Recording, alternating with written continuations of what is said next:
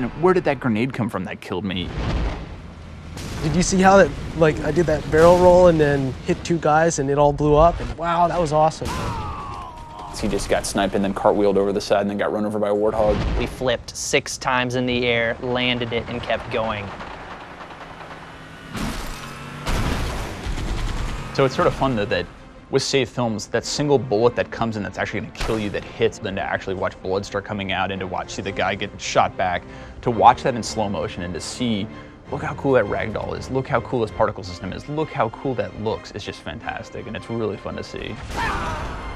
People can't make things up now. They can't lie about what happened in the game last night. They can't exaggerate. The save film essentially is an automatic replay of every game you play. Fly anywhere you want to in the map, pan around, check things out. The amazing thing about save films is that you can actually relive any moment that happened at any time and look at it from any angle. If you're not quite sure, how did they actually get the flag out of our base when we supposedly had 3 guys guarding it? Now it's easy to go back, watch the film, see what they did. The controls basically work exactly how you would expect them to. It's so simple conceptually, but making it a reality, it took years. Your first person, if you click the right stick, it shows you what that person was looking at from third person. The other option you have while you're following someone in third person is to break out into a orbiting cam. So anytime you hit the right stick, you automatically move out into this orbiting camera and you can zoom in and out. I'll say it, I did not know that the Warthog actually had like an internal like dash lights and crap. And so then like I'm flying around and I'm like, wait, what? Like there's actually like lights in here? There's 2 ways to rewind.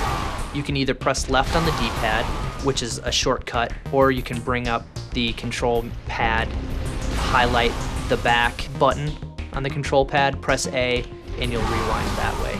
Every time that someone rewinds in a save film, I hold my breath because there's like, it's like God reaching in and being like, make magic happen, and then it magically just keeps working. Like, the complexity of that system is so insane. Now the other cool thing is the ability to go into flying camera, and you do that by hitting the Y button, and that breaks you out into a free roaming camera. You can watch it from above and you can see what you did, maybe get a perspective where you can actually see the impact of that grenade you threw and zoom in really closely on the action that happened after that. So there's one group who was like, no, don't allow it. They're gonna see too many lies. It's a pain in the ass. The other side was like, look, flying cam is cool as shit.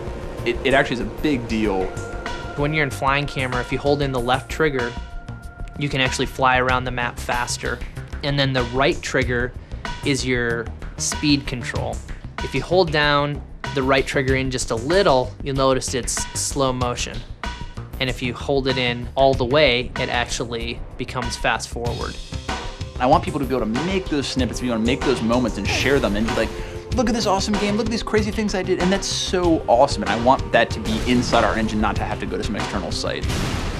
Save films and Forge, I think, represent the coolest features that we have in Halo 3. We're giving them the tools to basically play Halo how they want to play it. They can set up any map however they see fit. It's just crazy how much a map will change with just a small variation of either weapon placement or just where the flag spawns in CTF. If you don't like it there, move it 1 meter to the right. If you want to in Forge, you could build your own base on the beach, maybe add some turrets for defense, add some crates to hide behind. Try building a building out of fusion coils and then blow it up. You could have 50 versions of Sandtrap that are each built differently, that each emphasize a different type of game style. Forge is actually an old school Bungie name. It was the name of the map editor for the Marathon games. It's kind of a nod to the hardcore Bungie fans. One of the guys on your team is this partially omnipotent little monitor flying around, dropping weapons for you and holding crates to block enemy fire, picking up your Scorpion and carrying you to the other side of the map. It's like the hand of God that has come and picked up this large vehicle and started slinging it around right in front of this guy's face. Your buddy can drop a bubble shield in front of you, now instantly you're protected. Maybe now you'd like to go on the offensive, ask your buddy to drop a Spartan laser for you. Next thing you know, you've got a laser in real time. Once we realized we could do something like that, we're like, this will be the mother of all multiplayer matches. You can manipulate everything on the map. It's not just weapons and grenades and vehicles. It's spawning. It's where the flag sits. It's where the turret sits. It's every single object in the level.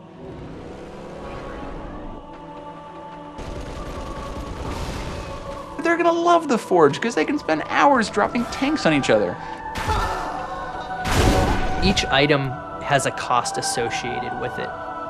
You have only so much Halo currency to spend on a particular map. Yeah, I've joked that people are going to take our maps that are broken, and within a week they're going to fix them because they're actually going to make the real version of like, hey, you know what, Bungie, your version of territories in this level sucked, and here's the real one. we're not really sure what people are going to do. People are going to figure out new ways to use the Forge that I think we don't even understand or know are possible yet. The next crazy thing that you're like, oh my god, they just took Forge and they took save films of that and they added voiceovers and they just did Macbeth. Holy crap, like that's crazy and that's awesome. Everyone's riffing off each other's ideas, and then all of a sudden some diamond just emerges from it where everyone needs to have this map. Oh, this is so cool. I can't believe we're actually letting people do this. This is the stuff that's going to keep people playing for years on end, that's going to make a billion hours get logged on Xbox Live. This is the thing that is going to really set our game apart from the rest, I think.